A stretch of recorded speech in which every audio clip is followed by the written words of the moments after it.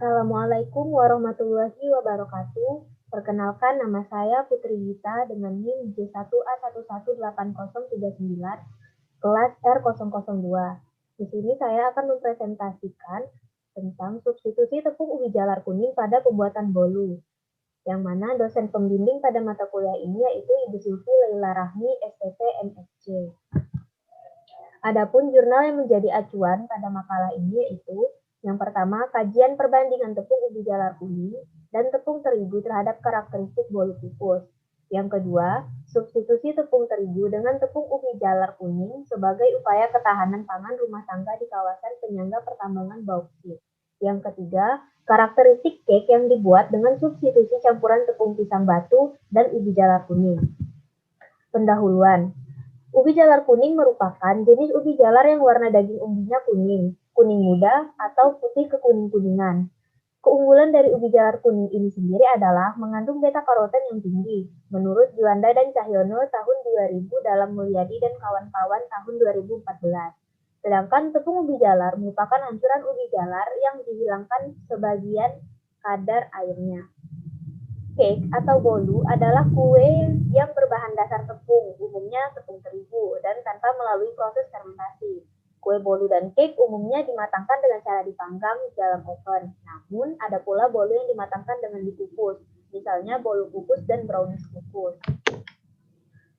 Untuk jurnal pertama, yaitu kajian perbandingan tepung ubi jalar kuning dan tepung terigu terhadap karakteristik bolu kukus.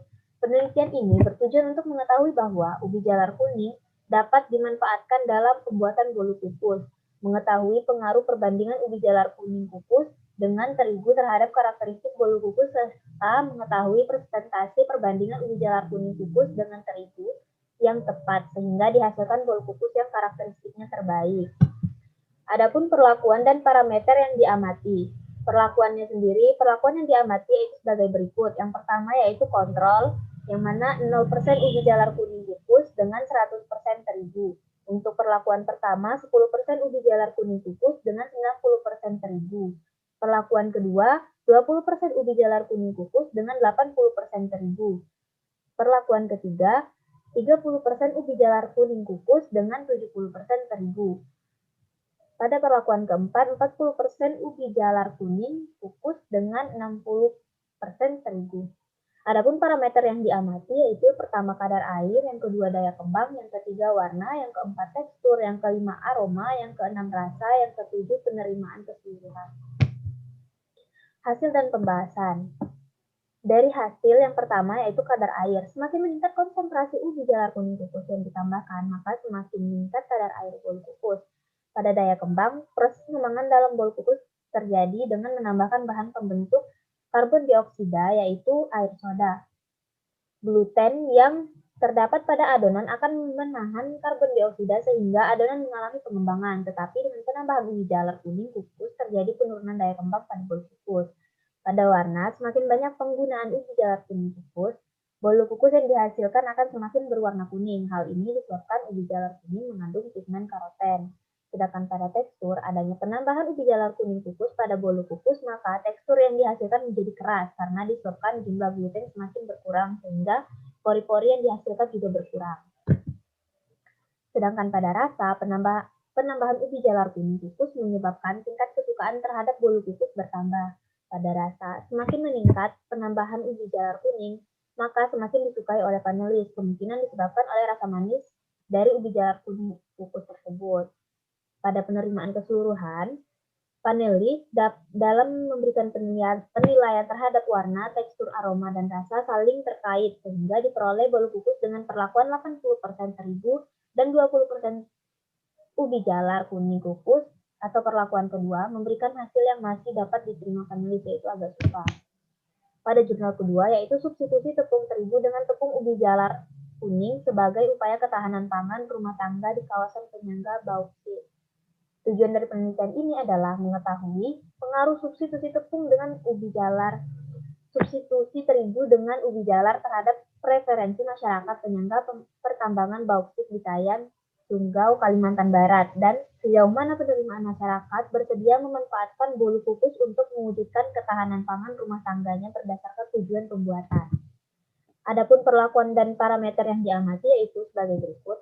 Perlakuannya yaitu yang pertama 100 banding 0%, yang kedua 80 banding 20%, perlakuan ketiga 60 banding 40%, perlakuan keempat 40 banding 60%. Sedangkan parameter yang diamati yaitu yang pertama warna, yang kedua rasa, yang ketiga aroma, dan yang keempat tekstur. Hasil dan pembahasan. Dari hasil yang didapat, warna, dengan peningkatan warna pada bolu pupus karena tingkat substitusi terigu dengan tepung ubi jalar kuning semakin tinggi sehingga semakin banyak beta karotennya. Sedangkan pada rasa, semakin meningkatnya substitusi ternyata menghasilkan rasa yang semakin remah dan hasilnya lebih enak dibandingkan menggunakan terigu saja. Pada aroma bolu kukus yang paling disukai menggunakan formulasi substitusi terigu dengan tepung ubi jalar kuning 60 banding 40%. Pada tekstur, semakin meningkatnya substitusi menghasilkan tekstur yang semakin remah. Pada jurnal ketiga yaitu karakteristik cake yang dibuat dengan substitusi campuran tepung pisang batu dan ubi jalar kuning. Tujuan dari penelitian ini adalah untuk mengetahui pengaruh proporsi tepung pisang batu dan tepung ubi jalar kuning terhadap karakteristik fisik dan organoleptik cake.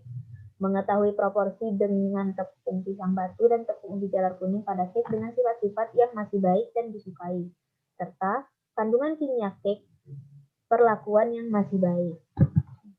Adapun perlakuan dan parameter yang diamati jadi berikut, yang mana perlakuan dapat kita lihat untuk kontrol 100 banding 0 banding 0. Pada perlakuan pertama 50 banding 50 banding 0. Perlakuan kedua 50 banding 40 banding 10. Perlakuan ketiga 50 banding 30 banding 20. Perlakuan keempat 50 banding 20 banding 30.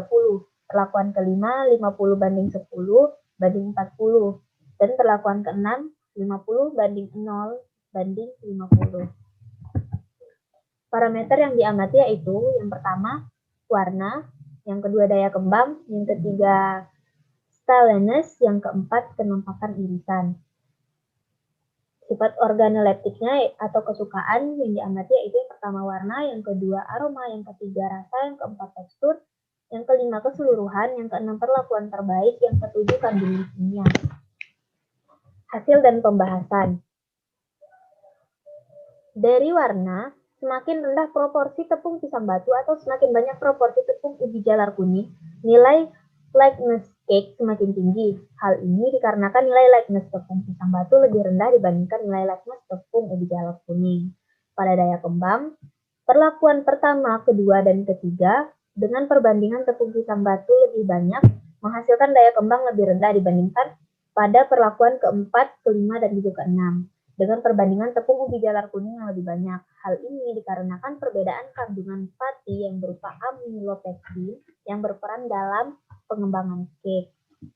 Sedangkan tekstur atau staleness yang semakin tinggi menunjukkan cake semakin keras. Proporsi tepung pisang batu yang semakin banyak atau tepung ubi jalar kuning yang semakin sedikit, maka tekstur semakin besar dan cake semakin keras. Pada kenampakan irisan, proporsi tepung pisang batu yang semakin banyak dan ubi jalar kuning yang semakin sedikit menghasilkan rongga udara yang semakin kecil. Hal ini diduga dipengaruhi adanya serat pada tepung pisang batu yang lebih tinggi sehingga kemampuan mengikat airnya lebih besar. Untuk sifat organoleptik atau kesukaan dari warna, kesukaan penulis terhadap warna cake hasil penelitian semakin meningkat seiring dengan penambahan tepung ubi jalar kuning yang semakin banyak. Hal ini dikarenakan tepung ubi jalar kuning memiliki warna alami karotenoid yang berwarna kuning sehingga menghasilkan cake yang semakin cerah dan disukai oleh penulis. Untuk aroma, cake perlakuan pertama dan juga keenam memiliki rata-rata ranking yang tinggi. Hal ini dikarenakan tepung pisang batu dan ubi jalar kuning memiliki aroma yang khas sehingga disukai oleh penulis. Untuk rasa, cake dengan penambahan tepung ubi jalar lebih banyak disukai penulis dibandingkan dengan cake kontrol. Hal ini dikarenakan tepung ubi jalar kuning memiliki rasa manis dan cita rasa yang khas. Untuk tekstur, pada perlakuan pertama dan kedua memiliki nilai kesukaan tekstur terendah. Penambahan tepung pisang batu yang terlalu banyak diduga menurunkan kelembutan cake karena biji yang terkandung pada tepung pisang batu mempengaruhi kelembutan cake. Pada keseluruhan, Kesukaan keseluruhan tertinggi terdapat pada perlakuan ke-6, karena pada parameter warna, aroma, rasa, dan tekstur panelis lebih menyukai cake perlakuan yang ke-6. Pada perlakuan terbaik, memiliki nilai efektivitas tertinggi yaitu pada perlakuan ke-5 dan juga perlakuan ke-6, yang mana 50% tepung terigu banding 10% tepung pisang batu dan banding 40% tepung ubi jalar. Pada perlakuan ke-6, 50 banding 50 banding 0%. Perlakuan ke-5 dan ke-6 kemudian dilakukan uji kimia meliputi kadar air, kadar abu, lemak, protein, dan karbohidrat. Pada kadar air, cake yang disubstitusikan lebih rendah dibandingkan cake kontrol. Hal ini dikarenakan adanya kandungan gluten pada tepung terigu. Sedangkan pada kadar abu cake yang disubstitusikan lebih tinggi dibandingkan cake kontrol. Pada kadar lemak, cake yang disubstitusikan lebih rendah dibandingkan cake kontrol. Hal ini dikarenakan tepung terigu memiliki kadar lemak tinggi dibandingkan tepung pisang batu dan tepung ubi jalar kuning. Pada kadar protein, cake yang disubstitusikan lebih rendah dibandingkan cake kontrol. Hal ini dikarenakan kadar protein tepung terigu lebih tinggi dibandingkan tepung pisang batu dan ubi jalar kuning. Sedangkan pada karbohidrat, cake yang disubstitusikan lebih tinggi dibandingkan cake kontrol. Hal ini dikarenakan tepung pisang batu dan ubi jalar kuning memiliki kadar karbohidrat yang tinggi. Selanjutnya yaitu kesimpulan. Yang pertama, semakin meningkat penambahan ubi jalar kuning kukus, maka kadar air meningkat, daya kembang menurun, warna semakin kuning, tekstur agak keras, aroma biasa, rasa biasa, dan penerimaan keseluruhan agak suka. Pada yang jurnal kedua, tepung ubi jalar mampu mensubstitusi 60% terigu dalam pembuatan bolu kukus, menghasilkan warna sangat kuning, tekstur remah, rasa manis, dan aroma suka dan lebih disukai dibandingkan hanya menggunakan tepung terigu. Pada jurnal ketiga, yaitu proporsi tepung pisang batu dan tepung ubi jalar kuning berpengaruh nyata terhadap warna, daya kembang, tekstur, dan staleness.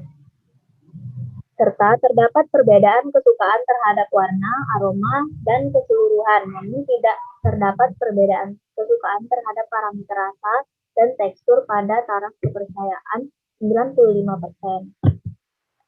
Baiklah, demikianlah presentasi saya. Lebih dan kurang saya mohon maaf. Saya akhiri. Wabillahi taufiq wal hidayah. Wassalamualaikum warahmatullahi wabarakatuh.